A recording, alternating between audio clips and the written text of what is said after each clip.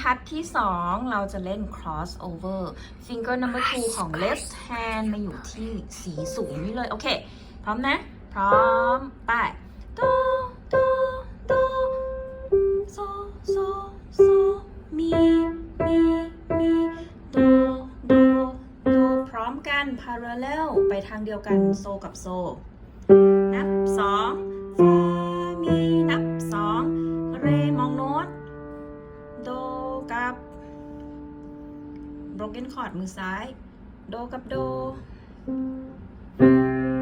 มีโซซ้ายมามีโซไม่ต้องกดค้างลูกไปเลยโดแล้วมือขวาโด2โนจบแล้วมีแค่ตัวโดตัวเดียวจ้ะทีหลัง2และหยุดโอเค